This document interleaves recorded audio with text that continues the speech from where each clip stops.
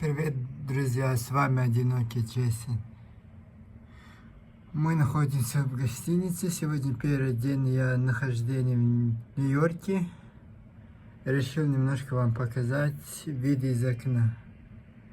Видите, я на этой стороне Хадсон-Ярд, река Хадсон, где-то вдалеке, вон там видно эта река, сзади пространство, промежутки, вот эта река Хадсон. Между небоскребом видно. Вот эта знаменитая река и вот этот Хадсон-Ярд. Это 34-й, пересечение 34-й, 8-й авеню. Напротив Бродвей, ту сторону. Пенн Стейшн рядом, тут Монреал, Трейн Стейшн тоже вот тут рядом. И вот это Гарден, вот как это спортивный комплекс, Мэдисон Сквер Гарден, вот тоже он. Видите, вот тут снизу прохождение транспорта. Там транспорт не так силен тут внизу. Вот такой. Ночью вообще красота неописуемая. Неописуемая красота ночью. Все светится, тут все сверкает. Я лежу, и весь город у меня на ладони. И я выше 30 этажей. Моя гостиница выше 30 этажей, очень высоко. Я не знаю, как люди живут в 30-этажных домах. Очень высоко. Вот такое. Немножко отошел от политики, там пару роликов снял. Ох, сил у меня нет на это, конечно, там много чего. Я же даже не готов специально. И очень сложно, 5 минут ты можешь спокойно поговорить, а когда нужно почти 30 минут, или иногда час я говорю, это очень сложно мысли подбирать, говорить. И вот это, я-то эмоциональный человек, я не фальшивый человек. И я вот, что я думаю, это говорю. И, конечно, я не думаю, что этот ролик, 20 последних ролика про это Танзилу Чабию разлетятся. Я хотел, конечно, подробно, что она сказала, вот так показать, потом сзади комментарий делать. Но так как я не блогер, я просто для себя вот все это снимаю для себя, чтобы потом я, вот бываю иногда дома, телек включу и смотрю, где я под каким улицам ходил, что я там видел. Это я для себя, это не для никто мне ничего не говорит, вот это скажи, вот это. Я же, никто меня не знает. Да, знают люди, которые знающие, знают, потому что я иногда комментарии, вот это, даже радиостанции «Эхо Москвы» раньше была, сейчас она «Живой гвоздь», вот там тоже я бывало, я что-то скажу, потому что, да, у меня речь не гладкая, так как когда я волнуюсь, и, конечно, немножко задержка речи, но это же ничего страшного там нету.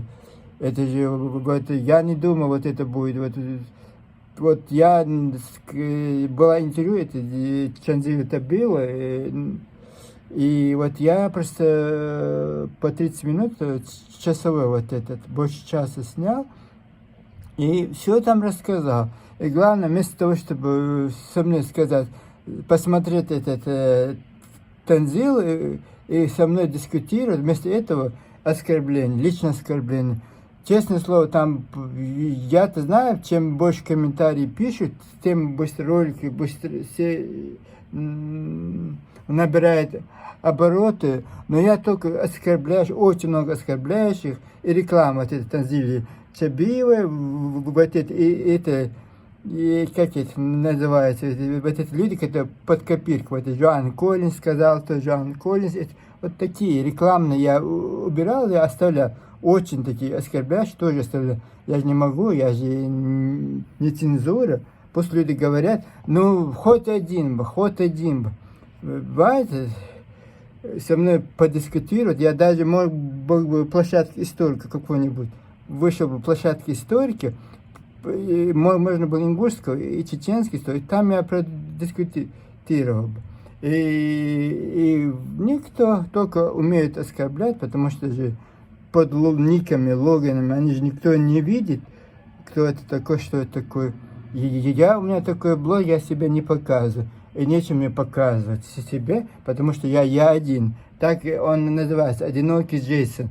Это иногда я промалкиваю в магазине, где-то зеркало или в гостинице, меня видно. Но так нету такого, чтобы я сам себе. Вот это, но может быть к этому приду когда-нибудь. Ну, я такой человек, что даже я в очень многих местах бываю, сегодня был в очень многих местах, но даже не стал. По чуть-чуть снял, и все. Я же не, для меня это для подписчиков. Вот нет, я вот хотя под 500 видео снято, вот, очень много, и даже продолжаю снимать. Ну вот такое политическое было, и я один видео почти 6 тысяч, другой 5 тысяч собрало, и вот сколько там мерзостей, омерзений. Я прав все-таки. Вот у меня есть вот такая чутка. Я не просто так, я вот до 2018 года я молчал почти 6 лет. Я просто просматривал видео. Все, сколько они несправедливы, столько всего обидного, но все равно, зачем это тебе? Я-то имя мне интересно, я везде это Бузуртанова, это Руслана Бузуртанова, вот это, как это другой, вот этот, который Сараждин Султыгов, который Совет Тэпов, вот это Идрис Абадиев, Иса Кадзор, который народный писатель Ингушетии. Ну, я во всех пабликах, телеканал Ингушетия, я же везде, и телеканал Чечня, и чеченских историков, этнографов. Это для меня интересно, я это все просматриваю. И вообще, то, что я там сказал, обнаглели, да, это действительно, они обнаглели вообще. Так нельзя, представляете, вот скачет, да скачутся, конечно. А вы, господа, которые, ой, господи, ой, это не надо писать. Вы самые, они настоящие люди, вы не можете даже от этого своих мест, своих вот это. Я везде, по всему миру разъезжу. И тогда, когда я за границей не жил, в России то же самое. Везде я ездил, везде жил, в Санкт-Петербурге жил, ездил, все видел. И это вы приехали, для вас все, и то живете как в колхозе, за границу приехали, живете то же самое. Такие мелкие радости у вас. Не надо, если ты не хочешь словом Господа, что ты хочешь этим сказать, вот непонятно. И надо, знаете, мы таких, я сколько таких пустых людей видел в своей жизни. Вся моя жизнь прошла. В Петербурге я жил. Правильно, ни с кем не общался. Избегал всех, чеченцев, ингушей. Всех избегал. Только с русским общался, и то по работе, по своей профессиональной деятельности с ними общался. И то вот результат был шикарный. Никто вот, а сейчас вот эти, каждое свое мнение, я просто свое мнение высказал. Это же не последняя инстанция. Если тебе не понравилось, пожалуйста, сможешь со мной дискутировать. Очень спокойно. Сними такой же ролик, скажи одинокой женщине: Джейсон, ты в этом не прав, в том не прав. Не надо вот так сказать, не надо так говорить. Я скажу тебе, почему я так говорю. Потому что я же это тоже они каких-то комментов, каких-то непонятных озеров я не беру. Это ваши официальные лица это говорят. Писатели, ваши общественные деятели. Я же с них беру. Что они говорят, вот все мои предыдущие разговоры, это их разговор. Они говорят, что чеченцы, они пришли. Кто вам сказал, что чеченцы пришли, народ? Вот это интересно. Если чеченцы на этом Кавказе не был, я не знаю, как это Северный Кавказ выглядел бы вообще. Это тоже под большим вопросом, потому что один народ на своем горбу нес это все. За свободу боролся сотни веками. И говорят, нет, у вас нет истории, у вас нет культуры, у вас нет даже сейчас, да обнаглелись и говорят, у вас языка тоже не ваш. Вот этот Танзил тебе сидит, говорит, это тюркские корни они имеют. Вот хорошо, тюркские корни имеют. Покажи, откуда они имеют тюркские корни. Ваш такой же язык, как чеченский, не тюркский, у вас автохтонный, у вас супер, самый главный язык Кавказа, вы живете почему-то на Центральном Кавказе. Кто это придумал, вот этот Танзил, вот именно вы этот термин придумали, и вот во всех интервьюх вот это гонит. Нет такого понятия Центральный Кавказ. Есть понятие Южный Кавказ, Закавказ, есть понятие Северный Кавказ. Вот вы в Северном Кавказе проживаете, и вы хотите делиться, что вы особые. Да, вы особые. Во лжи, лицемерие, вот вы очень особый народ, континент очень особый. Вот в этом, да, я согласен с вами. Мы тоже, думаешь, я не смогу с тобой дискутировать, с кем-то другим. Я всю свою жизнь, у меня моя бабушка была депутатом Верховного Совета Чечен-Ингушской, сколько я с ней жил, сколько она, вот я знаю всю подноготную Чечен-Ингушетии. Вот со мной если вы думаете, это сейчас в интернете там пески читаете всякие по ТикТоке, это вы же не специалисты. Это мы раньше учились, очень ответственно учились. Вот я ни одной четверки, тройки, двойки по истории, по географии, по основе права, по всем этим гуманитарным, ни одного я на пятерочке пошел. Ни одного за 8 лет у меня не было. Потом был неполный аттестат у меня, но в неполном аттестате нет ни одного четверки, тройки. Потому что вот учился я. Хотя мне очень сложно было учиться, потому что я заикался. Но это ребенок. Я жил не в горах, а вот и так получилось, что я никому ничего не сказал. Пошел в лес, в горы пошел. Короче, и там под ночь я вот это. И 8 лет у меня вообще остановилась речь. И ни одного слова я не мог сказать в течение нескольких лет. Вот было вот это. Но это я же пережил, ничего страшного. Мы все люди. Это же дефект речи, это же... Сейчас вот этот дефект речи. Хорошо, что да, когда волнуюсь, я могу позаикаться. Там, это слово очень сложно, потому что воздуха не хватает, я не могу говорить. И вот это основание оскорблять меня. Какие вы... Вот... Как мне к вам относиться? Вас ласкать за это? Нет, вы твари, омерзенные твари вы. Людей вас я не считаю, кто это пишет. Вы состоялись в жизни. Вы всегда были крохоборами. Вот ими останетесь, вы знаете? Ими останетесь, потому что порядочный, вежливый, культурный человек никогда не позволит себе вот эту мерзость, грязь. Я вас хорошими словами назвать больше не буду. Вы же называете меня какими только не словами.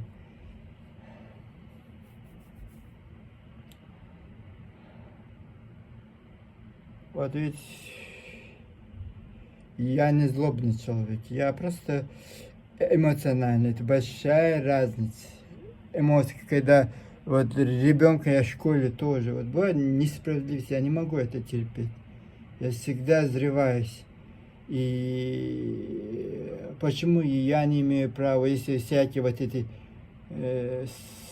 старики, не сумасшедшие, больница номер 4 имеют право. Вот все, что хотят, говорят, на ровном месте.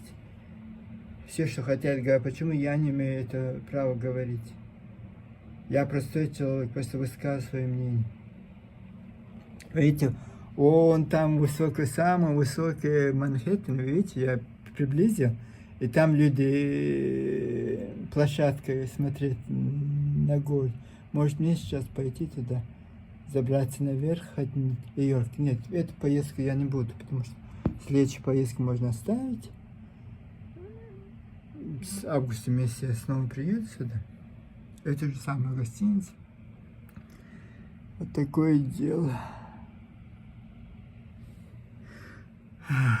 Обижаться, в принципе, не стоит. Просто знаете, как это странно слушать от людей такие вещи. Представляете, если вот, ты никто, вот, ты бомж, ты примерно, я имею в виду не народе, вот человек, примерно, я хочу вам пример привести.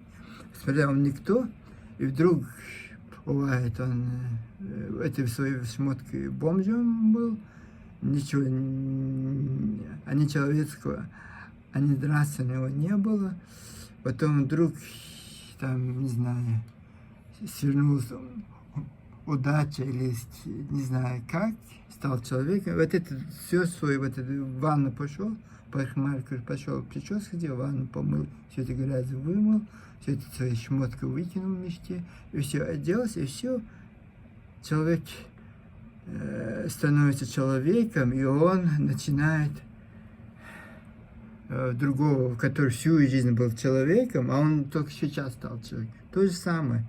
Вы, господа соседи, очень ошибаетесь насчет себя. Не надо питать иллюзии. Я не говорю, что живите, пожалуйста, живите. Живите как хотите. Только не трогайте. И ответная реакция, она будет. Вот вы говорите, вот любой, что угодно может сказать. Почему ваша милиция молчит? Почему ваши спецслужбы разрешают? Это по российскому закону, это преступление. Это распространять вот этот фальшь, ложь, фейки, это тоже преступление. Все российскому уголовному кодексу, по этому кодексу. И вам ничего за это нету. Вы выступаете, и все, у вас все шика-пика. Никто не мужик к вам претензий, никто не предъявляет, потому что боятся. Это страх. Я не знаю, откуда у вас этот страх. Вас только депортировали. Больше с вами за эти сотни века ничего с вами не происходило. Откуда у вас этот звериный страх? Молчите в тряпочке все. Неужели в этом мужчине нет ни одного порядочного человека? Вот сказать, знаете, эй, ты, иди сюда. Вот, ты старик, знаешь свое место. Вот, не надо вот придумывать, вот, сиди на своем месте. Как будто бы нет вот это. 5-10 провокаторов, и истории Чечни, истории Ингушетии. Конечно, чеченцы тоже молчать не будут, и они тоже будут выступать. И вы перед другими народами вот эту грязь на друг друга бросаете, и все. И кто радуется, только ваши враги радуются. Вы же кричали, отберите у чеченцев эти 3 района терских, которые... Это они присоединили, это наши были. Это вы ошиблись. Замен пригородный район тоже их. Никто там нигде, никаких документов не написано, что это замен пригородный район. Там же написали бы, если вот так было бы. Не, это просто это была республика, и ей додали земли, которые...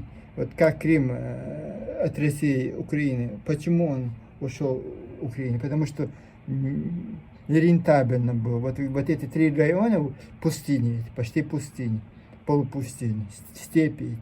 И даже там нормальных сел нет. Только вот возле вот этой реки, Терики есть эти села, даже ничего там нет, пустые места.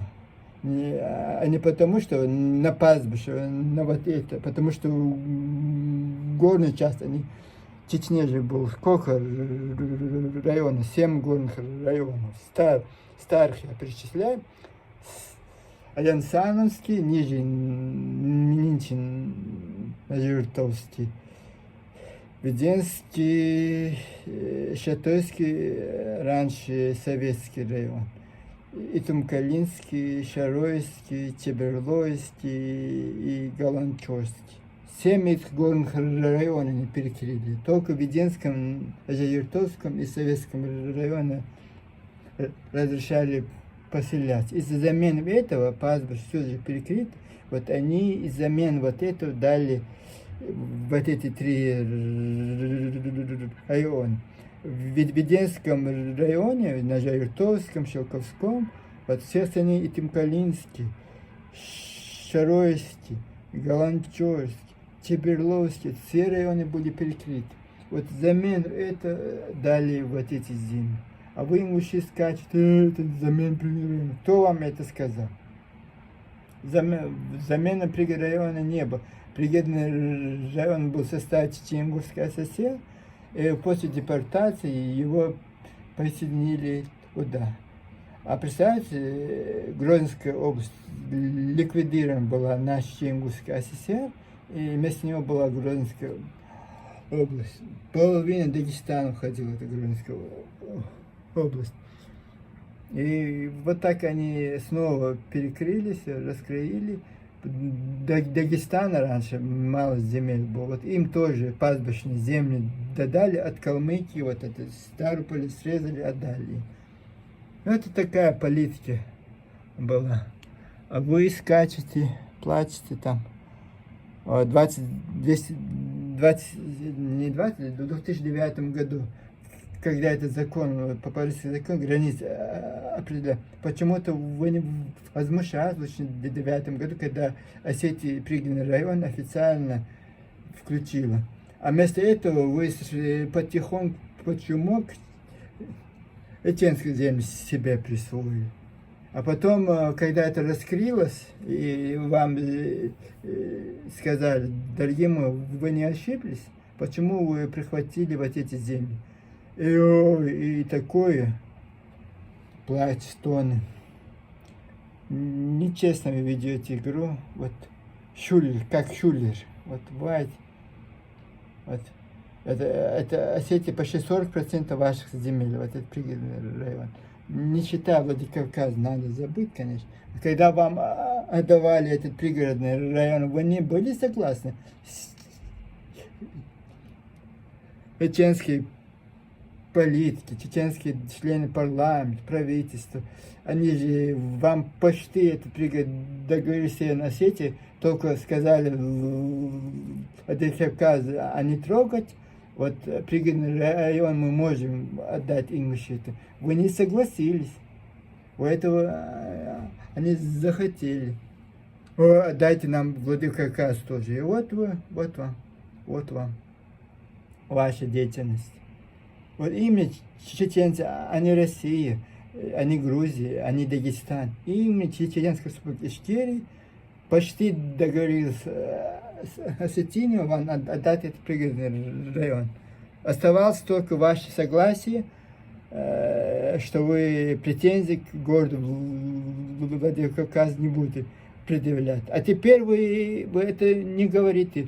Вы пригородный район оставили им, Владикавказ оставили. Почему? Потому что это чеченцы. И поэтому не хотели, чтобы чеченцы вам отдали пригородный район Осетии. Вы хотели своего реизма. Вот результат какой, 92 год. Вот теперь там Руслан Хасбулатов, там было вот это, потому что Руслан Хасбулатов был председателем Верховного Совета Российской Федерации. Там очень генерал Аласхана, Махмуд Эсимбай, там очень много было уважаемых людей и в Ингушетии, в Осетии, и на Кавказе, в России. Вот они хотели вот это, по-хорошему вам вернуть вот этот имя чеченцы, этот пригородный район. Вы не захотели, вы отказались. А почему вы сегодня вот эти чеченские земли в 2009 году присоединили себя, а потом, когда их обратно отторгли, вот вы, нет, а ваши, которые Осетии, нет, ты что, об этом разговор нет. Только раз в году вы этот ролик снимаете, бедный вы несчастный. Поэтому ваша фальшь, она видна издалека. Не надо быть специалистом. И надо быть большим специалистом, ваш лицемер, она видно. Не надо, вот этот Руслан Бузуртан смеется, рассказывает про чеченцев. По вот этой, в 1860 году вот это Ржев выпустил книгу в Тифлисе про чеченцев и про чеченцев. Там много всего. Вот он, видишь, смеется, это Бержев сказал. Там есть истории, книжки, какая-то пословица, какой-то безграмотный, какой-то крестьянин. Я в Чечне никогда не слышал, но там могло быть все, что угодно, потому что они чеченского языка, они знали, это Бержей. Кто-то там, бывает, где это было, как это было, какие времена этой книги приводятся. И вот он, этот человек сказал про одноглазого араба, который пришел, поселился, потом он пошел в Ингушетию, потом там женился, потом не пошел в Ингушетию, потом оттуда, Калмыкова раньше не было, был это Агайти. Короче, там свадьба, вот это, и какой-то чеченцы вышли, типа, что он хочет сказать, что типа от арабов этих нагайцев. Там российское вот это выступление, и смеется. Это в книжке написано, из контекста. Там целая книжка, что только вот этот фрагмент, только плохое книжка про чеченцев, только плохое, все плохое, что они бандиты, что они это. Вот он, старик, морды нечеловеческие. Таких людей ты увидел, даже иногда не хочешь, чтобы отец у тебя был. Бывает, не знаю.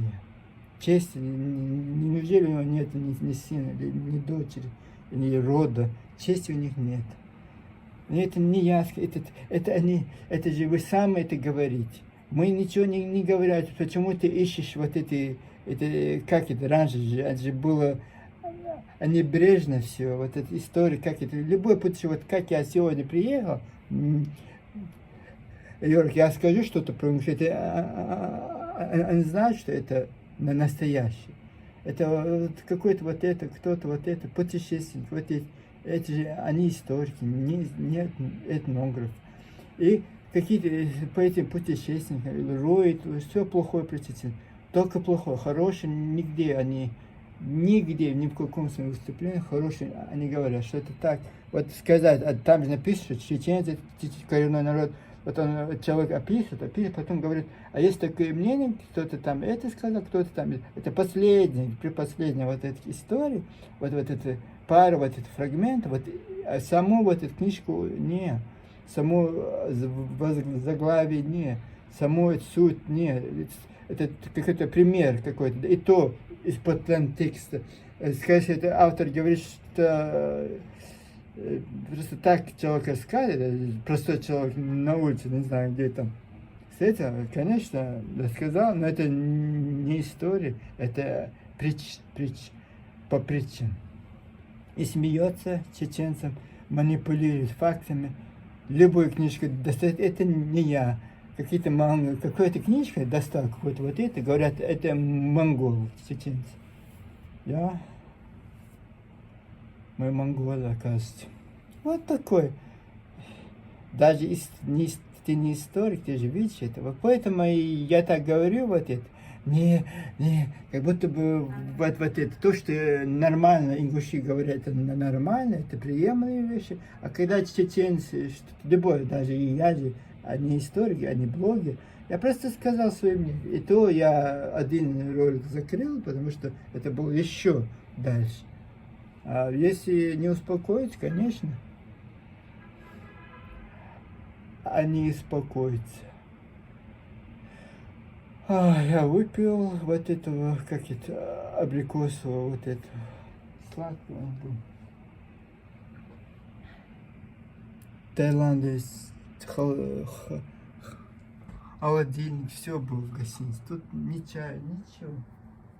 Надо бегать вниз, что-то там добиваться, что-то искать. Такое дело.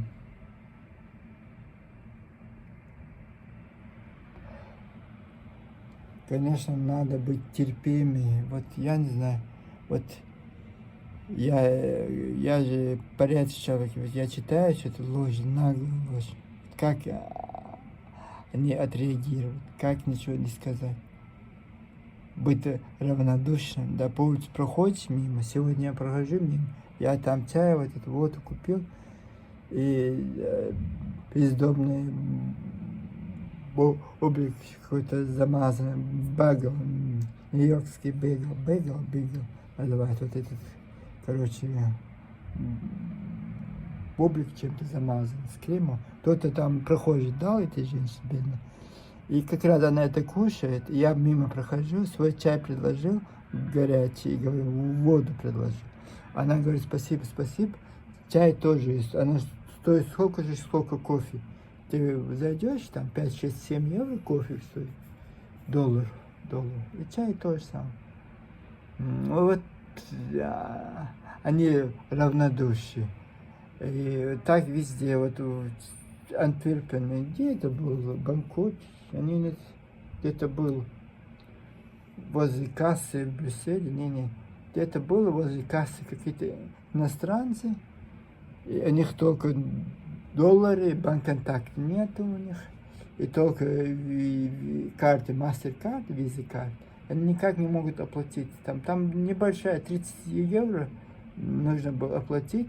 Там они оплатили все, 5-6 парней было. Короче, один последний не смог оплатить. У них, скорее всего, они очень много купили, очень много алкоголя. Я не знаю, не знаю, для чего они так много. Это было очень много. По 100 с лишним евро. Что-то в каждой покупили. Как и последний, там не хватило 300. У них были деньги, но не было вот этот банк-контакт, они отработал. Короче, я сзади не стою, и я предложил кассирше, давайте я оплачу. 30 долларов, это не так много, я оплатил. Это продавец просто подумал, что я с ними, поэтому она, когда она узнала, что я с ними, так удивилась, говорит, что ты, они деньги, доллары 50, 30, 20, я только 20 долларов взял, говорит, нет, спасибо, ребят, даже не надо мне эти деньги, и то вот это. Я просто взял за 20 долларов и все. Это такие глаза построил. Продавец говорит, как это? 30 евро ты поменял на 20 долларов. Я говорю, нет, спасибо, мне не надо. Вот такие люди. Вот, я тоже могу вот представить себе, какие я сказки мог бы придумывать. Вот насчет этих ингушей, как они придумывают. Вот я могу что угодно сказать. Что они вышли от казаков. Вот я говорю вот так. Это красиво, а не красиво. Или они вышли с Ариадского ущелья, они только оттуда. Они все говорят, мы братья грузинам, да, я поверю вам, вы грузины. Вы оттуда вышли где-то там.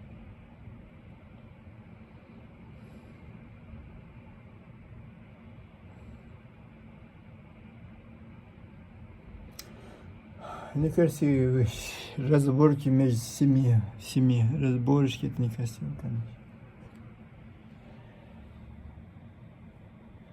Иногда думаешь, вот я в WhatsApp, придется уходить, не надо мне, вот все заблокирую, все, не хочу не видеть, не слышать, ни их, ни тех, ни других.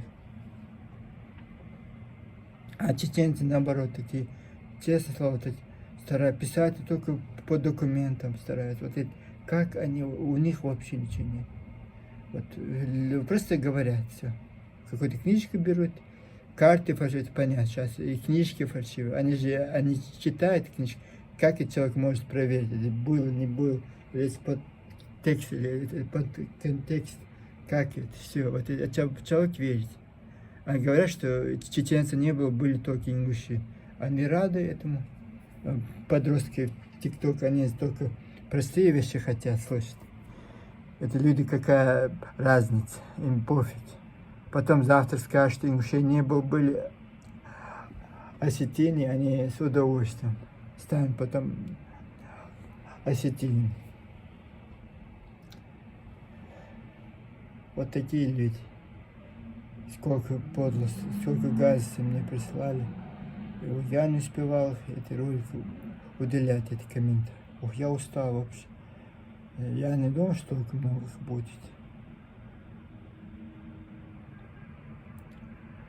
Ну вот такой есть. Сейчас я пойду в парк, вот этот, уже материал я снимаю их, надо просто. Вот сейчас я пойду в Хадсон парк, скорее всего, или парк, две вот локации постараюсь попасть. И вот завтра 1, 2 число, 3 число. 3 я должен уехать в другой город, штат Нью-Йорк. Вот эту другую сторону, вот это, видите, Хадсон Ярд, в другую сторону, туда, Скальским гором. Где это вот этот Хадсон, город Хадсон, туда я поеду. Ну, такие дела.